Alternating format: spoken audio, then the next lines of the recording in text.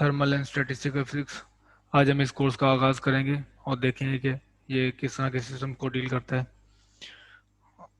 और course outline देखने के बाद और जो बुक्स हैं जो हम इस कोर्स में फॉलो करेंगे वो देखने के बाद हम टॉपिक डिस्कस करेंगे एनर्जी इन थर्मल फिजिक्स।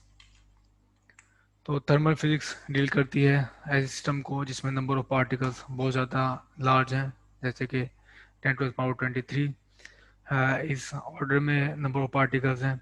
एक एग्जांपल आप देख सकते हैं कि एयर मॉलिक्यूल्स बैलून में काफ़ी बड़ी तादाद में होंगे, इलेक्ट्रॉन्स इन अ मेटल ये बहुत तादाद में होते हैं मेटल में। तो इस तरह के सिस्टम्स हम थर्मल फिजिक्स में डील कर सकते हैं। जैसे कप ऑफ कॉफ़ी है, कप ऑफ टी है, और cylinder, gas in a cylinder है। इस तरह के सिस्टम जिसमें नंबर ऑफ पार्टिकल्स बहुत लार्ज होंगे हम डिस्कस करेंगे थर्मल फिजिक्स में। और कुछ भी जो आप आंख से देख सकते हैं उसमें इतने नंबर ऑफ पार्टिकल्स, बहुत सारे नंबर ऑफ पार्टिकल्स आते हैं कि वो थर्मल फिजिक्स का सब्जेक्ट का हिस्सा हो।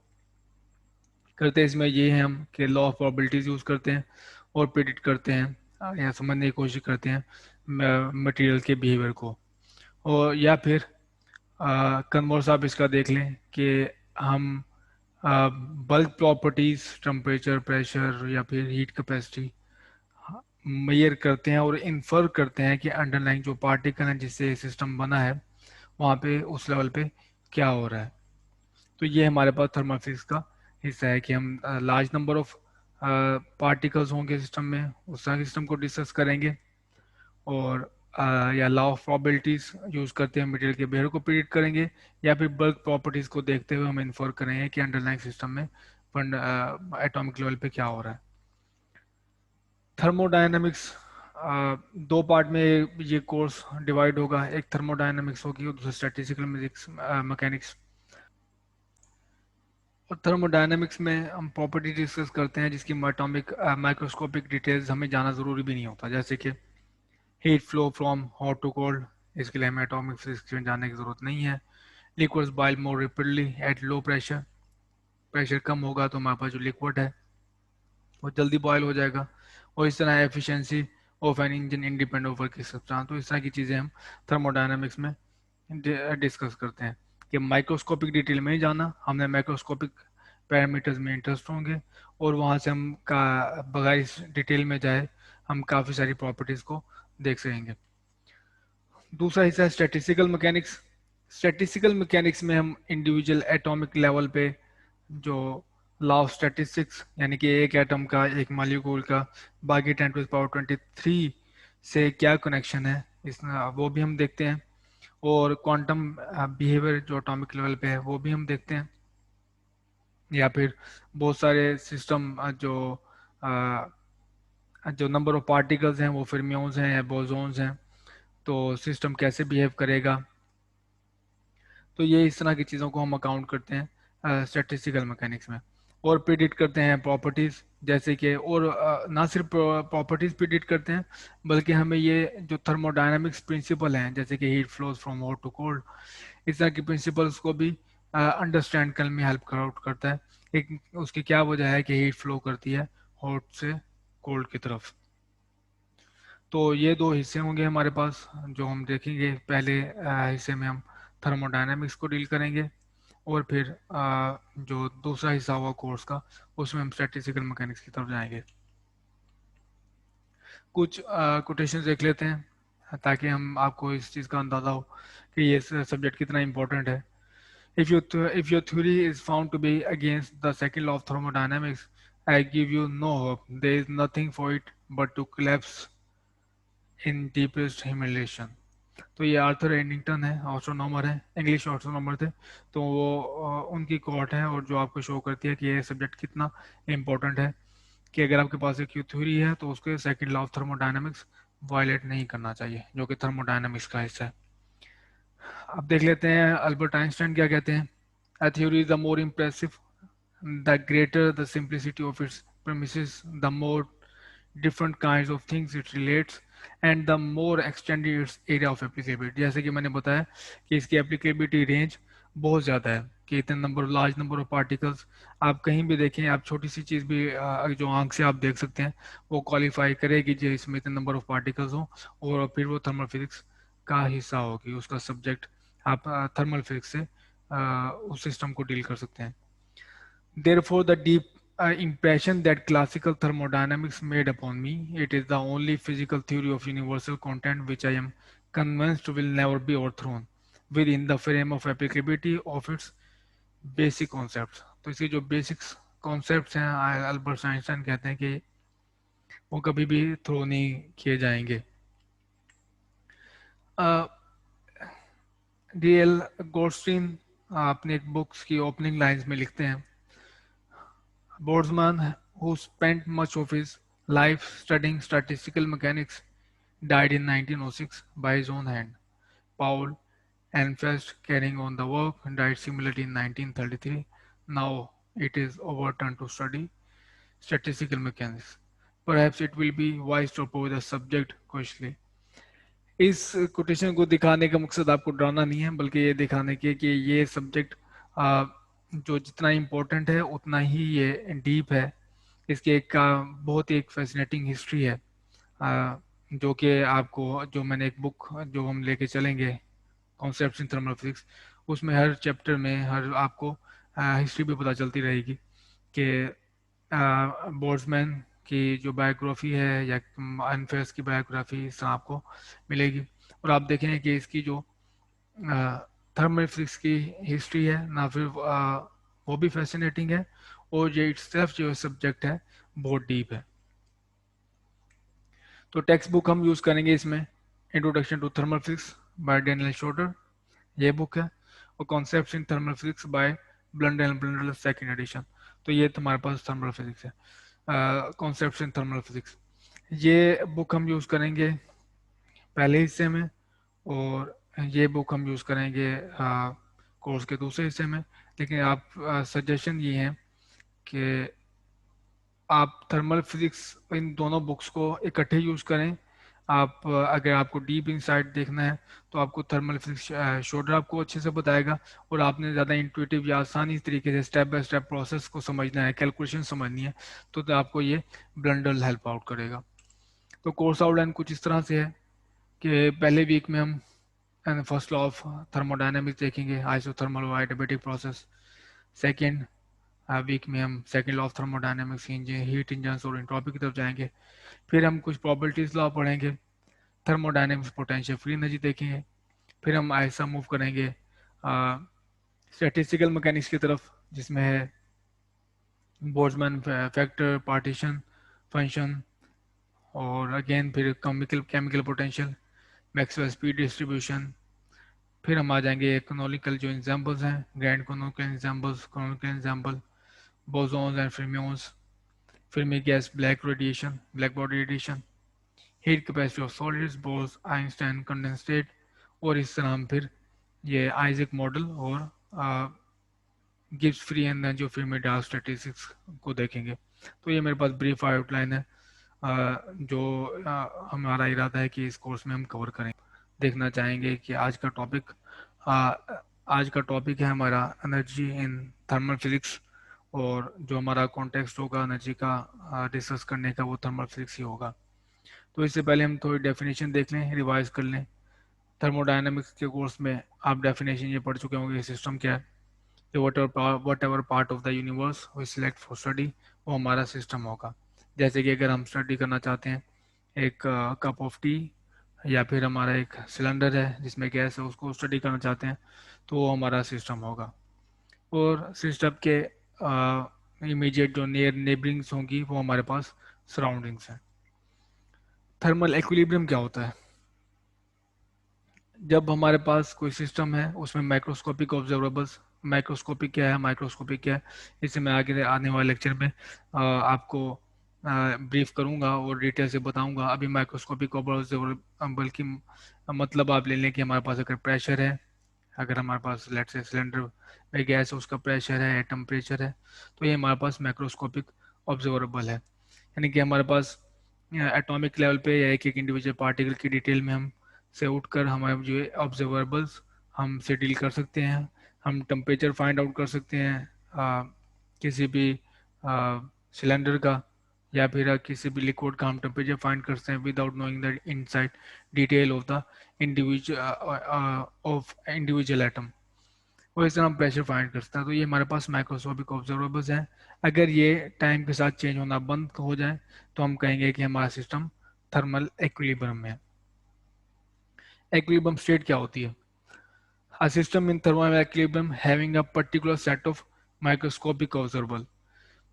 तो हमारे पास इक्विलिब्रियम स्टेट में जब सिस्टम होगा तो उसके पास particular set of microscopic observable होंगे, जैसे कि टेम्परेचर है, प्रेशर है। तो ये हमारे पास अगर इक्विलिब्रियम स्टेट में है सिस्टम तो हमारे पास ये सेट ऑफ माइक्रोस्कोपिक ऑब्जर्वेबल होंगे। अब हम देखेंगे फंक्शन ऑफ स्टेट क्या होता है। A system is in an equilibrium state if microscopic observable properties have fixed, definite value, independent of how they got there. These properties are functions of state। तो हमारे पास कोई सिस्टम है, let's say cylinder में, हमारे पास cylinder में gas है और उसके कुछ माइक्रोस्कोपिक ऑब्जर्वेबल्स हैं, जैसे मैंने डिफाइन कर दिया, प्रेशर है, टेम्परेचर है, उसका वॉल्यूम है। और वो उनकी हर माइक्रो इक्विलिब्रियम स्टेट में हर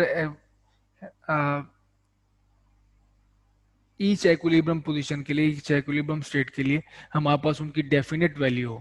उनकी डेफिनेट ये कि हम बता सकें इस इक्विलिब्रियम स्टेट में हमारे पास टेम्परेचर इतना है and let's say 2 degree centigrade है, प्रेशर इतना, 1 एटमॉस्फेयर है, 2 एटमॉस्फेयर है, और वॉल्यूम 1 लीटर है।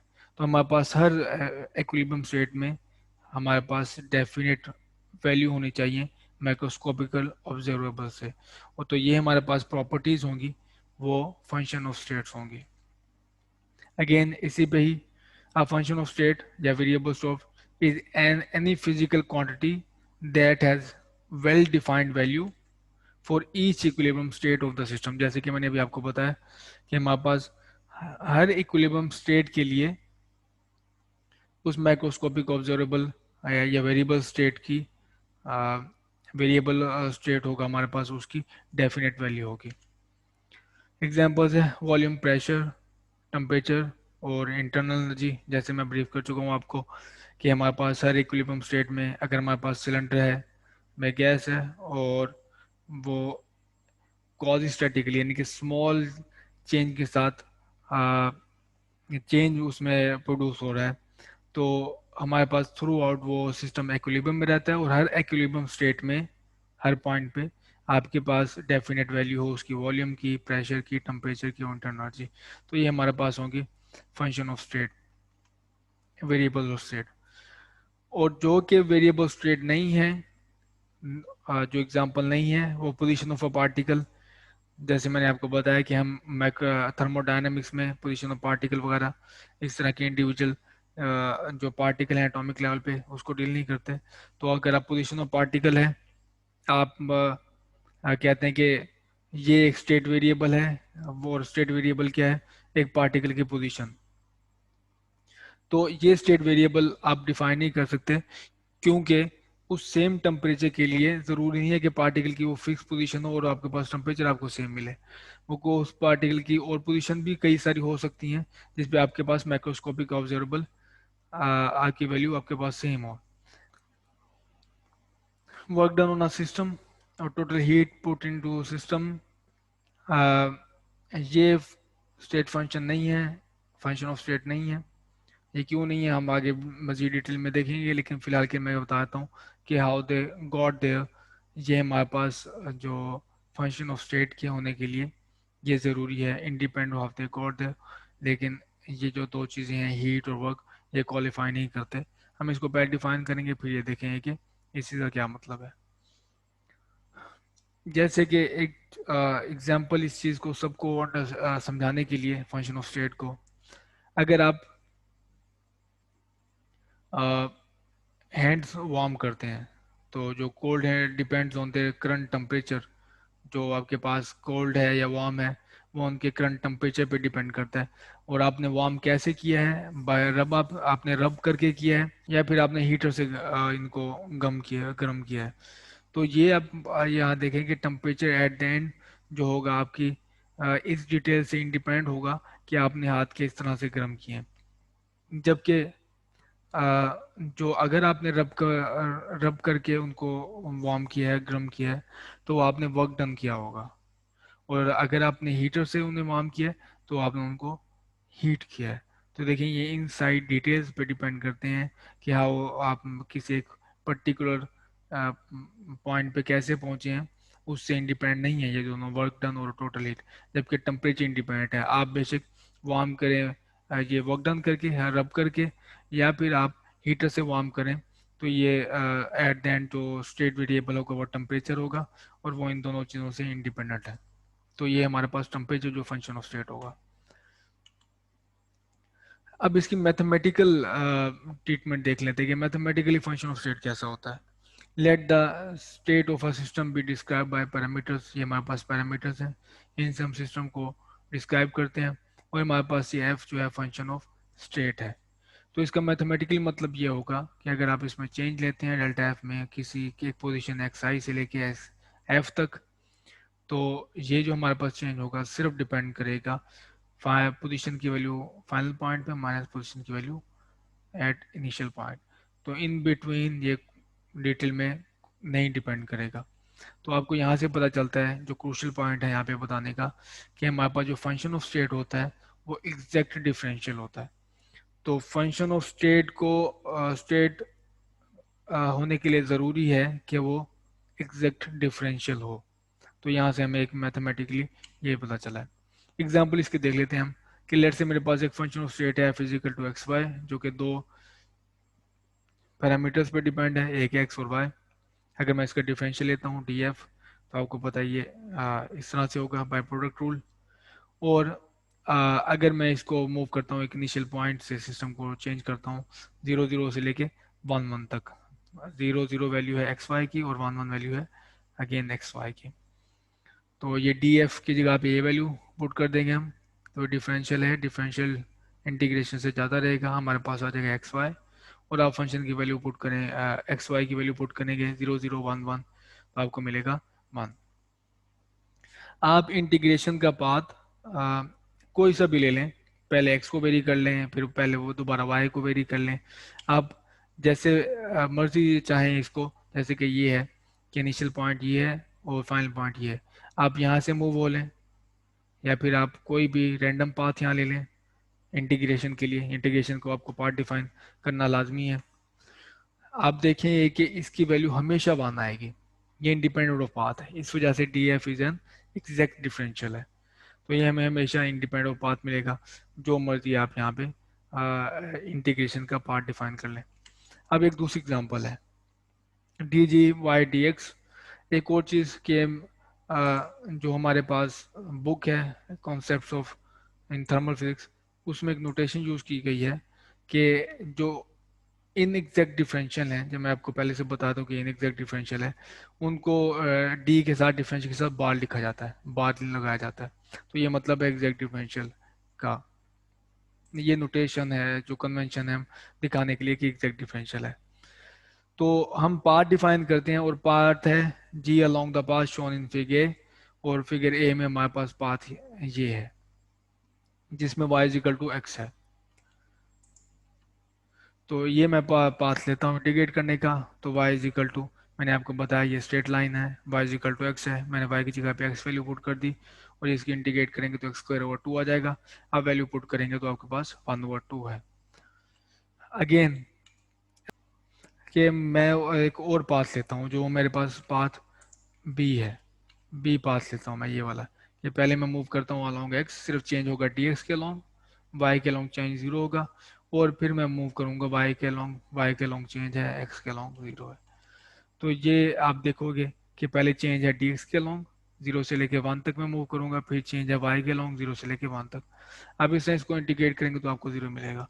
तो यहाँ से साफ आपको पता चल गया कि डी जी जो है आपके पास वो पाथ डिपेंडेंट है, उसमें चेंज, आप अगर आप कोई भी पाथ चेंज करेंगे, आप सी पाथ ले लें, तो आपको अलग वैल्यू मिलेगी। तो इसको हम कहते हैं इन एग्जैक्ट डिफरेंशियल। तो अभी तक की डिस्कशन से हमें ये पता चला कि स्टेट वेरिएबल्स होते क्या हैं, और स्टेट वेरिएबल्स होने के लिए ज़रूरी है कि वो स्टेट फंक्शन होने के लिए ज़रूरी है कि वो एग्जैक्ट डिफरेंशियल हो। वो फंक्शन ऑफ स्टेट हो दो तरह के हो सकते हैं, एक एक्सटेंसिव हो सकते हैं। एक्सटेंसिव का मतलब है कि प्रोपोर्शनल टू सिस्टम साइज, कि अगर आप सिस्टम को साइज चेंज कर रहे हैं तो वो फंक्शन ऑफ स्टेट चेंज हो रहे हैं। जैसे कि एनर्जी है सिस्टम की, अगर आप सिस्टम छोटा कर दें बड़ा कर दें एनर्जी चेंज होगी। वॉल्यूम है, वॉल्यूम चेंज होगा, अगर आप सिस्टम बड़ा कर दें तो उसका वॉल्यूम बड़ा हो जाएगा, कम करें तो आप वॉल्यूम कम हो जाएगा। इस तरह मैग्नेटाइजेशन और मैस है। लेकिन इंटेंसिव टाइप के जो वेरिएबल हैं फंक्शन ऑफ स्टेट हैं, जैसे कि टेम्परेचर है, प्रेशर है, डेंसिटी है। याद रखें कि हमने ये जो चीज़ें डिस्कस करें हम इक्विलिब्रियम में है। तो आप टेम्परेचर ले लें, प्रेशर ले लें, तो ये सिस्टम के साइज को बढ़ाने या घटाने से ये चीज़ें डिपेंड नहीं करेंगी। तो ये हम इंटेंसिव जो वेरिएबल की कैटेगरी में इनको डालेंगे। डेंसिटी को एनर्जी डेंसिटी है, प्रेशर है। In general, one can find an equation of state that connects function of state. आप इक्वेशन ऑफ स्टेट फाइंड कर सकते हैं, जैसे कि आपने फेमस एक इक्वेशन ऑफ स्टेट देखी हुई है, आइडल की ऐसी equation, P V equal to N R T. और कर ये क्या कर रही है, फंक्शंस ऑफ स्टेट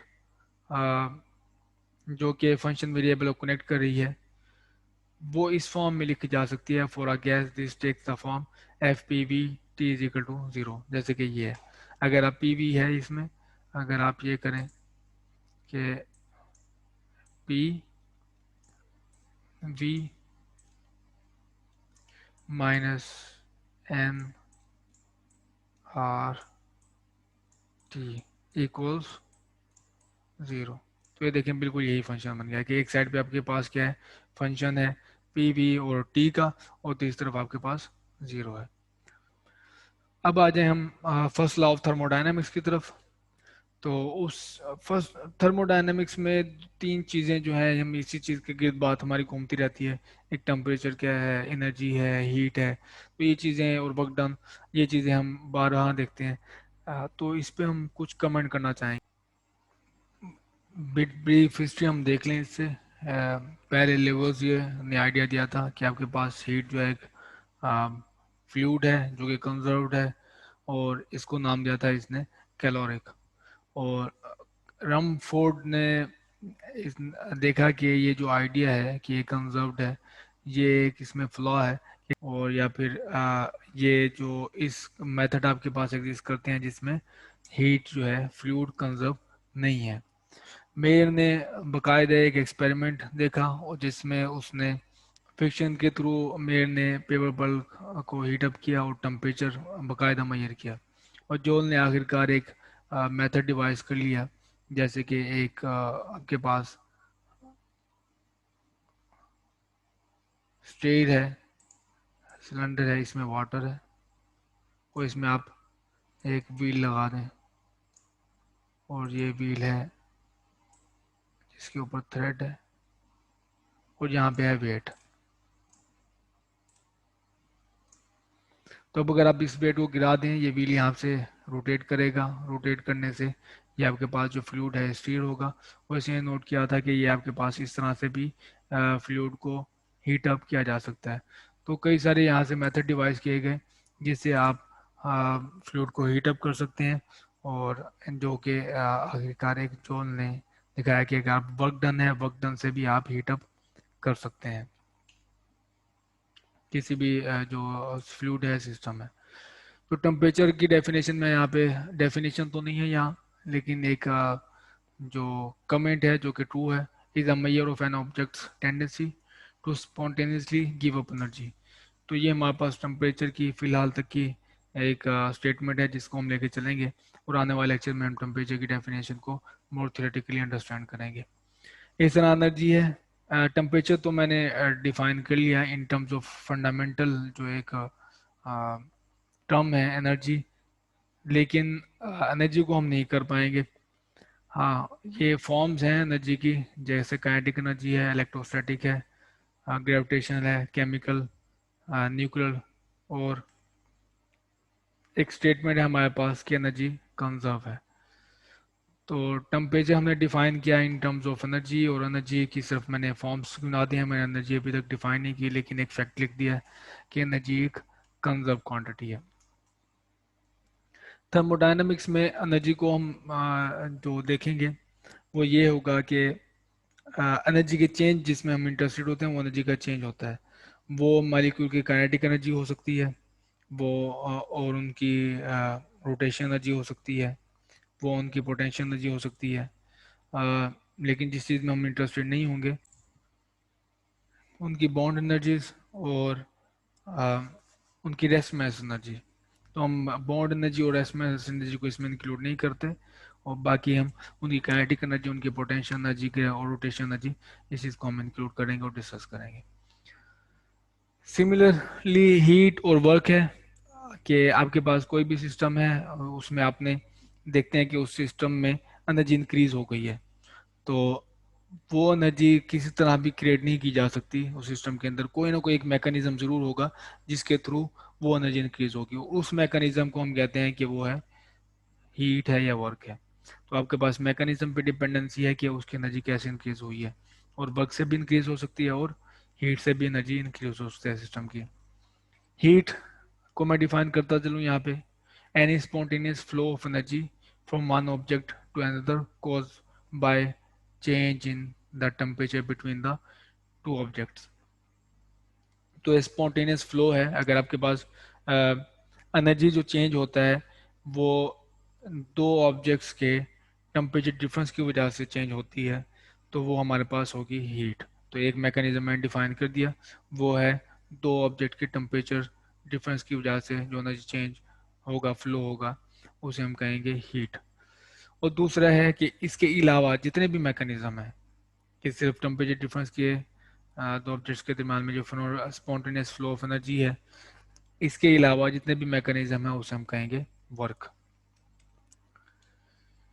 तो अगर मैं इसको कैटेगराइज करूं तो ये जो हमारे पास दो चीज़ें हैं हीट और वर्क, ये है energy in transit.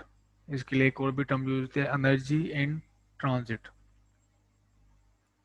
A system has an internal GU which is the sum of energy of all the internal degrees of freedom that the system possesses. Internal degree of freedoms मैं आपको गिनवा चुका हूँ कि जैसे उसकी kinetic energy है तीनों dimensions में, और उसकी रोटेशन एनर्जी है, और या फिर उसके पास पोटेंशियल एनर्जी है कि अगर उसकी जो वो आपस में डायटोमिक मालिक्यूल्स हैं उनकी बॉन्ड है वो स्ट्रेच हो रहे हैं, तो वो सारी डिग्रीज ऑफ फ्रीडम जो होंगी हमारे पास वो इंटरनल एनर्जी को कंट्रीब्यूट करेंगे। एक अच्छी चीज़ की एनालॉजी है जैसे योर बैंक बैलेंस। इन इस एनालॉजी से हम तीन चीज़ों को अंडरस्टैंड कर सकते हैं, एनर्जी, हीट और वर्क।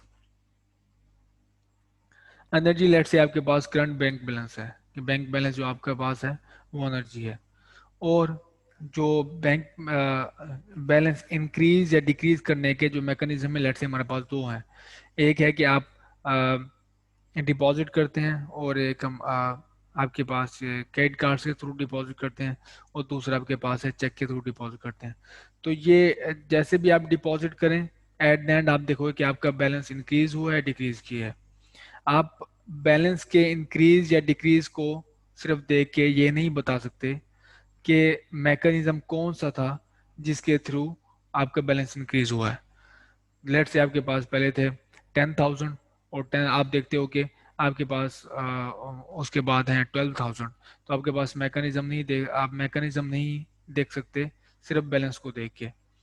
वो मैकेनिज्म इस केस में दो तरह से हो सकता है कि अगर आपने डिपॉजिट की है चेक के थ्रू, और दूसरा मैकेनिज्म हो सकता है कि अगर आपने कार्ड के थ्रू डिपॉजिट किया। तो ये मैकेनिज्म डिपेंडेंसी जो है वो हमारे पास होगी। ये अगर आप लेट से अगर आप चेक के थ्रू करते हैं तो वो वर्क है, और वर्क ने असल में एक्सटेंड किया है आपका एनर्जी इंक्रीज किया है सिस्टम का, जो कि इस केस में हमारे पास बैलेंस है।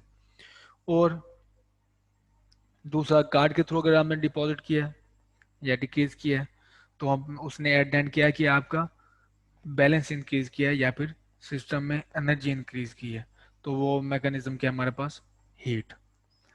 तो इस एनालॉजी से आप इस चीज़ को समझ सकते हैं कि इनसाइड जो हीट और वर्क है एट दैट आपकी एनर्जी इंक्रीज करेंगे सिस्टम की या डिक्रीज करेंगे। तो ये जो फ्लो ऑफ एनर्जी है, इन करें या आउट करें, उसे हम हीट या वर्क कहते हैं। तो फर्स्ट लॉ ऑफ थर्मोडायनेमिक्स है स्टेटमेंट जो आप आ, काफी बार देख चुके हैं। Energy is conserved and he heat and work are both forms of energy. तो बेसिकली ये एनर्जी इन ट्रांजिट जो है वर्क और हमारे पास हीट है, और जैसे मैं आपको बता चुका हूँ कि इंटरनल डिग्री ऑफ फ्रीडम है। तो अब इसके मैथमेटिक्स की तरफ आते हैं। चेंज इंटरनल एनर्जी, जो कि ये चेंज है डेल्टा यहाँ पे चेंज शो कर रहा है, और ये हमारे पास है हीट, और ये आपने सिस्टम में ऐड की है या फिर आपने सिस्टम में वर्क डन किया है। तो दोनों मिलकर वो क्या कर रहे हैं, आपके एनर्जी जो इंक्रीज कर रहे हैं। तो एनर्जी आप सिस्टम की दो तरह से इंक्रीज कर सकते हैं, एक हीट अप करके और दूसरा उसके ऊपर वर्क डन करके। कि ये सिस्टम है मेरे पास, मैं उसके ऊपर वर्क डन करूं तो इस सिस्टम में एनर्जी एनर्जी इंक्रीज होगी, और अगर मैं इसको हीट अप करूं तो फिर भी हमारे पास सिस्टम में एनर्जी इंक्रीज होगी। इसकी डिफरेंशियल फॉर्म ये है, जैसे कि मैंने आपको पहले बताया कि हम बुक यूज़ करें उसमें नोटेशन यूज़ हो रही है, जो इन एग्जैक्ट डिफरेंशियल है उनके ऊपर उन्हें बार यूज़ किया है। डी जो यू है वो एग्जैक्ट डिफरेंशियल है, जबकि वर्क डन और डी क्यू हमारे पास ये इन एग्जैक्ट डिफरेंशियल है। Delta Q heat supply to the system, ये चेंज, ये एक चीज यहाँ रखनी है टर्मिनोलॉजी इसमें, कि delta Q change in heat नहीं है, ये चेंज इन हीट कुछ भी नहीं होता, ये चेंज इन इंटरनल एनर्जी है। तो डेल्टा क्यू यहाँ पे शो कर रहा है कि heat supply to the system है, और delta W work done on the system, या आप कहेंगे differential work done, small work done, या small heat supply to the system. तो ये चेंज इन हीट नहीं है ना चेंज इन वर्क डन है। जो heat supply to the system, और डेल्टा डब्ल्यू है work done on the system. On मैंने यहाँ पे बोल्ड इस तरह से किया हुआ है कि डेल्टा कन्वेंशन जो हम यहाँ पे यूज कर रहे हैं, कि अगर आप सिस्टम पे वर्क डन करते हैं तो ये पॉजिटिव है, और अगर सिस्टम इन्वायरमेंट पे वर्क डन करता है तो ये हमारे पास होगा नेगेटिव। और इस केस में अगर आपने हीट सप्लाई की है सिस्टम को तो वो पॉजिटिव है, और अगर आपने हीट सिस्टम से एक्सट्रैक्ट हुई है या सिस्टम ने इन्वायरमेंट को हीट अप किया है तो हमारे पास होगा हीट नेगेटिव होगी। जैसे कि थर्मली आइसोलेटेड सिस्टम है, यानी कि ना उसमें हीट एंटर कर सकती है ना हीट वहाँ से एग्जिट कर सकती है। तो हीट हमारे पास जो होगा हीट फ्लो ज़ीरो, और delta U change in internal energy होगा वो totally equal to work done होगी। शोल्डर में जो वर्क डन के लिए यूज़ करता है वो सिर्फ डब्ल्यू यूज़ करता है, जबकि ब्लंडल हमारे पास डेल्टा साथ यूज़ करता है। तो ये आपने सिर्फ नोटेशन है, इस चीज़ को देखे कंफ्यूज नहीं होना, ये डेल्टा डब्ल्यू है, ये वर्क डन ही है, ये स्मॉल वर्क डन है। The work done by compressing A gas, जैसे कि आप एक गैस को कंप्रेस करते हैं, इस केस में बाय पिस्टन, ये मेरे पास पिस्टन है और मैंने इसको कंप्रेस किया बाय डेल्टा एक्स। पिस्टन का एरिया ई है और जो फोर्स मैंने लगाई है वो एफ है। तो जो इसमें वॉल्यूम चेंज होगा आप वो देख सकते हैं कि चेंज हमारे पास जो हुआ है वो डेल्टा एक्स है नेगेटिव, जो आपने फोर्स इसमें अप्लाई की है delta V is equal to minus A delta X. तो वर्क डन जो कि मैकेनिक्स से आप डेफिनेशन देख चुके हैं, work done is equal to F dot D R. तो delta W is equal to F D X, again यहाँ पे बार है जो ये शो करता है कि एग्जैक्ट डिफरेंशियल है, और force in terms of pressure है फिजिकल टू पी है। आप इन दोनों वैल्यूज को यहाँ पे पुट करें तो आप देखेंगे कि delta W is equal to P A delta X is equal to minus P D V. तो डी वी अगर आप यूज़ करें इसमें डी वी की वैल्यू पुट करेंगे कि जो आपके पास वॉल्यूम हमें जो चेंज है जो इनिशियल थी वो वॉल्यूम ज़्यादा था क्योंकि कंप्रेस किया है, और फाइनल वॉल्यूम कम है। तो ये जो डी वी की वैल्यू है वो आएगी नेगेटिव, नेगेटिव नेगेटिव पॉजिटिव हो जाएगा। तो ये आपको इंडीड बताएगा कि सिस्टम पर वर्क हुआ है, जो हमारी कन्वेंशन है उसको ये फॉलो करेगा। ये जो स्टेटमेंट है ट्रू है रिवर्सिबल चेंज के लिए, कि आप आहिस्ता से पिस्टन को मूव करें, कि थ्रू आउट प्रोसेस आपके पास जो गैस मॉलिक्यूल्स हैं वो उनको एडजस्ट करने का टाइम मिल जाए, वो थ्रू आउट एक्विलिब्रियम में हो। तो इसको हम कहते हैं कि स्मॉल चेंज है, रिवर्सिबल चेंज है या क्वाज़िस्टैटिक है। ऐसे यूनिट्स हैं जाउल, जो हम यूज़ करते हैं इस केस में हीट के लिए, तो हमारे पास ऐसा यूनिट्स हैं। कैलोरी भी यूज़ करते हैं, और जाउल हमारे पास ऐसा यूनिट है। हीट कैपेसिटी, तो दूसरा टॉपिक है आज का हमारे पास हीट कैपेसिटी, और इसको हम डिफाइन कर लें कि heat capacity of an object is the amount of heat needed to raise the temperature per degree temperature increase. तो आप कितनी आपको हीट देना पड़ती है किसी भी सब्सटेंस, किसी भी लिक्विड या किसी भी मटेरियल को, कितनी आपको हीट देना पड़ती है कि उसका जो टेम्परेचर है 1 डिग्री पर डिग्री इंक्रीज हो जाए। तो ये हमारे पास होगी हीट कैपेसिटी, कि आप पास अमाउंट ऑफ हीट जो प्रोवाइड करनी पड़े आपको 1 डिग्री टेम्परेचर इंक्रीज करने के लिए। इन जनरल जो इंटरनल एनर्जी हमारे पास फंक्शन है दो पैरामीटर्स का, एक है टेम्परेचर और दूसरा वॉल्यूम। तो ये हमारे पास फंक्शन ऑफ स्टेट है। तो फंक्शन ऑफ स्टेट आप अगर आप एग्जैक्ट डिफरेंशियल से वाकिफ़ हैं तो आप ये इस तरह से लिख सकते हैं, और अगर आप वाकिफ़ नहीं हैं तो कॉन्सेप्ट इन थर्मल फिजिक्स जो बुक हम यूज़ कर रहे हैं, इसके अपेंडिक्स से एक हाफ पेज इसकी समरी है, आप वो देख लें तो आपके लिए काफ़ी आसानी हो जाएगी। तो अगर आपके पास एग्जैक्ट डिफरेंशियल है आप उसको इस तरह से लिख सकते हैं, D G is equal to partial U और partial T V D T plus partial U partial T T by keeping temperature constant D V. तो एक केस में आपने क्या रखा है, वॉल्यूम कॉन्स्टेंट रखा है, और with respect to temperature change देखा है इंटरनल एनर्जी में, और एक मरतबा आपने टेम्परेचर कॉन्स्टेंट रखा है, और विद रिस्पेक्ट टू वॉल्यूम आपने इंटरनल एनर्जी का चेंज देखा है। तो डी क्यू जो प्रीवियस हमने इक्वेशन यूज़ की है उसमें अगर आप देखें तो work done by the system मैंने जैसे शो किया था आपको कि यहाँ पे वर्क डन होता है। मैं आपको कि आपके पास ये इक्वेशन है, इसमें अगर वर्क डन की वैल्यू पुट कर दें तो माइनस पी डी वी हो जाएगा, ये हो जाएगा माइनस पी डी वी, और माइनस पी डी वी यहाँ जाके प्लस हो जाएगा, तो D Q is equal to D U, जो कि मैं यहाँ पे यूज़ कर रहा हूँ। तो D Q is equal to D U plus D V. D U की वैल्यू यहाँ पे आप पुट कर दें, ये जो ऊपरी इक्वेशन हमने देखी है इसमें आप डी वी वाई टर्म है वो कांस्टेंट ले लें तो आपके पास ये इस तरह से आ जाएगा, और अगर आप पूरी टर्म को डी टी से डिवाइड कर दें तो आपके पास एक्सप्रेशन कुछ इस तरह से दिखेगा। तो ये हमारे पास बन गई हीट कैपेसिटी। हीट कैपेसिटी हम इसी के एक्सप्रेशन में इंटरेस्टेड थे कि आप स्मॉल कितनी आपको हीट का सिस्टम में देनी पड़ती है, या कितनी ये अमाउंट ऑफ हीट आपको प्रोवाइड करनी पड़ती है कि 1 डिग्री टेम्परेचर इंक्रीज कर सकें। तो ये हमारे पास है D Q divide by D T, तो इसको हम हीट कैपेसिटी कहते हैं।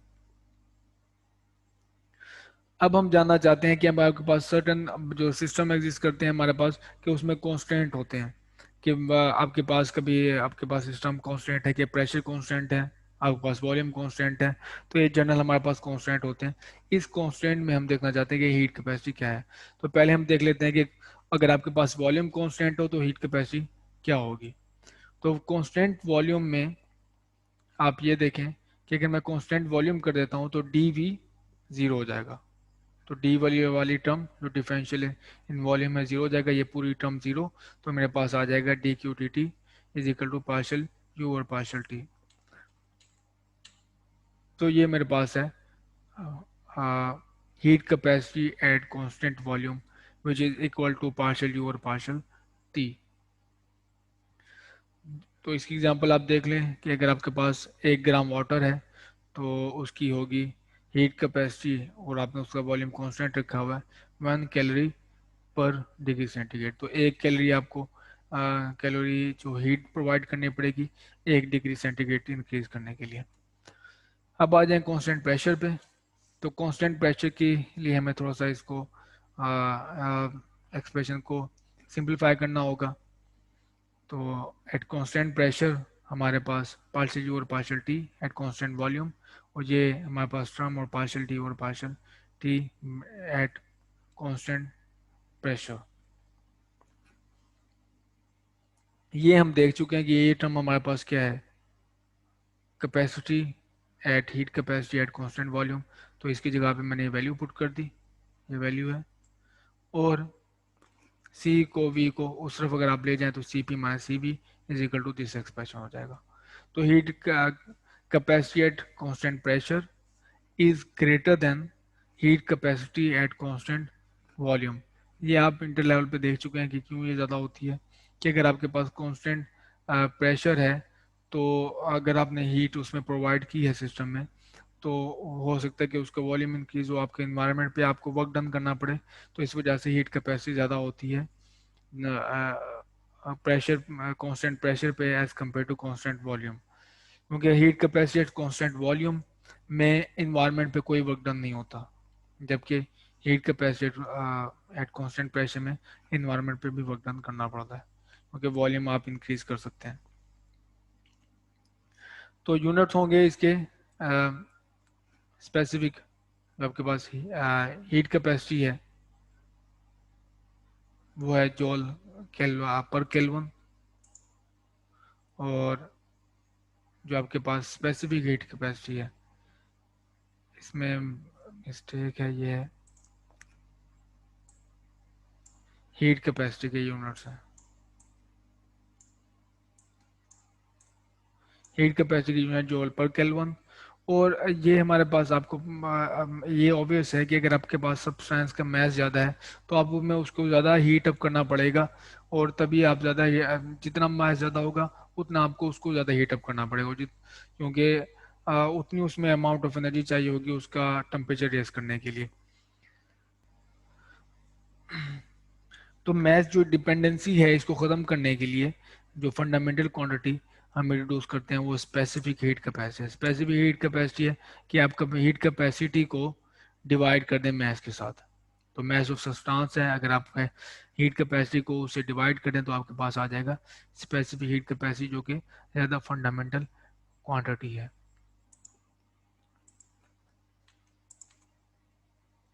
एग्जाम्पल देख लें मोनोटॉमिक गैस के केस में। मोनोटॉमिक गैस में जो टोटल हमारे पास एनर्जी होती है वो ड्यू टू काइनेटिक एनर्जी होती है, और टोटल काइनेटिक एनर्जी आप देख चुके हैं कि वो इज इक्वल टू जो अगर काइनेटिक एनर्जी है गैस की वो है 1/2 kT। एक अगर आपके पास सिंगल डायमेंशन है, ये आप एफएससी लेवल पे ये देख चुके हैं कि आपके पास अगर अगर काइनेटिक एनर्जी है टोटली,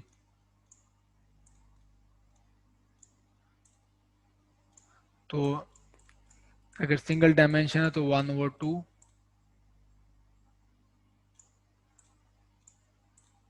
kT, ये आपके पास सिंगल डायमेंशन है। और अगर आपके पास 3 डायमेंशन है तो ये बनेगा, 3 हाफ ऐड करोगे तो 3/2 kT। ये बाय एक वे पार्टीशन थ्योरम है जो हम आने वाले दिनों में देखेंगे, तो उसके थ्रू हमारे पास ये है 3/2 kT। और kT अगर आप यह चाहें तो यह इस चीज़ को इसमें आर में तब्दील कर सकते हैं। तो ये एक्सप्रेशन हमारे पास वहाँ से है। तो पोटेंशियल एनर्जी जो है internal energy U is due to sorry internal energy U is due to the kinetic energy and hence U is equal to 3/2 RT पर मोल। तो ये हमारे पास मोनोटॉमिक गैस है। तो मोनोटॉमिक गैस के केस में हमारे पास जो आप देख सकते हैं कि अगर आप कांस्टेंट टेम्परेचर ले लें, इसका टेम्परेचर कांस्टेंट ले लें, आर तो वैसे कांस्टेंट है, फिर आप इसका डेरिवेटिव लेंगे तो वो जीरो आएगा। तो कांस्टेंट टेम्परेचर पे आपके पास मोनोटॉमिक गैस की change internal energy, the equation of state of for 1 mole of either gas is P is equal to RT। 1 मोल है तो RT हम यहाँ से इस वजह से गायब है। P V is equal to R T हमारे पास मोनोटॉमिक गैस के लिए, तो मैंने इसको रीअरेंज किया V is equal to R T और पी। अगर आप पार्शियल पी और पार्शियल टी कैलकुलेट करें at constant pressure, pressure constant ले लें, तो टी यहाँ पे डेरिवेटिव की यहाँ से मान हो जाएगा और आपके पास एक्सप्रेशन आएगा आर और पी। तो अब आप ये फार्मूला यूज़ कर, तो ये टर्म है जो हम कैलकुलेट कर रहे हैं, पार्शियल यू और partial V, partial D V over D T at constant pressure. तो ये हम टर्म कैलकुलेट कर रहे हैं अपने इस एग्जांपल्स के लिए। तो पार्शियल यू और पार्शियल वी ज़ीरो, ये ज़ीरो है, और पार्शियल यू और पार्शियल टी ये हमारे पास है आर और पी। यहाँ पे आर पी पुट कर दें आप, पी पी से कैंसिल हो जाएगा और आपके पास आर आ जाएगा। तो ये एक्सप्रेशन है फेमस जो आपने इंटर लेवल पे भी देखा है और हीट एंड थर्मोडायनामिक्स कोर्स में भी देखा होगा, C P minus C V is equal to R. तो सी पी कितना ज़्यादा है as compare to C V, वो है आर टाइम, वो है आर। तो सी वी में अगर आप एर का ऐड करते हैं तो ये आपके पास सी वी आ जाएगा। सी वी अब का आप कैलकुलेट करें पार्शियल यू और partial T at constant volume, जो हम पिछली स्लाइड पे ये डेफिनेशन देख चुके हैं, heat capacity at constant volume. तो यू आपके पास ये गिवन है, इसका डेरिवेटिव ले रहे हैं विद रिस्पेक्ट टू टी, तो विद रिस्पेक्ट टू टी अगर आप डेरिवेटिव लेंगे टी वन हो जाएगा, 3/2 R पर मोल आपके पास आ जाएगा। तो हीट कैपेसिटी 3/2 R पर मोल। अब बात करें अगर आप specific heat at constant pressure, तो आप ये एक्सप्रेशन यूज करके सी वी को उस तरफ ले जा सकते हैं, सी की वी की वैल्यू पुट करें तो आपके पास एक्सप्रेशन आ जाएगा C P is equal to 5R/2 पर मोल। तो ये हीट कैपेसिटी है of an ideal monatomic gas. एक और कमेंट कि ये आपके पास क्या ये C V is equal to D और डी टी, ये हमेशा ये आपके पास एक्सप्रेशन ट्रू होता है, तो इसका आंसर है कि नहीं, ये इन जनरल ट्रू नहीं है, ये सिर्फ आपके पास आइडियल गैस के लिए ट्रू है। तो ये आप एग्जांपल्स जो हैं ब्लेंडर में ये इसको देखेंगे। एक और टर्म जो कि डिफाइन करना काफ़ी यूज़फुल है वो है आइडियाबेटिक एक्सपोनेंट। ये दरअसल रेशो है specific heat capacity at constant pressure to heat capacity at constant volume. तो अगर आप इसको देखें कि हमारे पास आइडियाबेटिक एक्सपोनेंट क्या होगा आइडियल मोनोटॉमिक गैस के केस में, तो आप ये एक्सप्रेशन यूज़ कर सकते हैं जो हमने लास्ट स्लाइड में ड्राइव किया है, C P is equal to C V plus R, और सी वी को दोनों टर्म से डिवाइड करें आप, और सी वी की वैल्यू आइडियल गैस के केस में, जो मोनोटॉमिक गैस के केस में 3R/2 है, ये डिवाइड करो आप देखेंगे कि ये 5/3 है। तो लेक्चर की समरी, आज के लेक्चर की समरी होगी, हमने पहले डिफाइन किया है फंक्शन ऑफ स्टेट, जो चीज़ सीखी है हमने कि function of state have exact differential, और law of thermodynamic state that energy is conserved and heat is a form of energy. ये हमारे पास है mathematical expression thermodynamics, first law of thermodynamics का, और जैसे मैंने आपको बताया कि ये डी क्यू और D W inexact differential है, जबकि डी यू हमारे पास एग्जैक्ट डिफरेंशियल है, और ये चेंज इन हीट नहीं है और ये चेंज इन वर्क डन नहीं है, बल्कि ये डिफरेंशियल ऑफ या स्मॉल हीट है और ये स्मॉल वर्क डन है ऑन सिस्टम, या ऑन सिस्टम है हमारे पास इस केस में। तो फॉर रिवर्सिबल चेंज, आपके पास रिवर्सिबल चेंज है, कॉन्स्टेटिक है, तो हमारे पास D W is equal to minus P D V है। और heat capacity at constant volume वो इस तरह से उसके एक्सप्रेशन है, और heat capacity at constant pressure, sorry यहाँ पे हमारे पास है pressure is equal to partial U और partial T at constant pressure, C P minus C P is equal to R for mole 1 mole of an ideal gas, for mole of an ideal gas. और last है हमारे पास the आइडियाबेटिक exponent जो हमने recently define किया, is a ratio of specific heat capacity at constant pressure to the heat capacity at constant volume. आज के लिए इतना ही। नेक्स्ट लेक्चर में माइसोथर्मल और हाइड्रोमेट्रिक प्रोसेस देखेंगे। तो इस लेक्चर के लिए रीडिंग है आपके पास ब्लेंडर चैप्टर 11 और शोल्डर चैप्टर 1। तो आप जितने हो सके कि इसकी प्रॉब्लम्स करें और एग्जांपल्स देखें।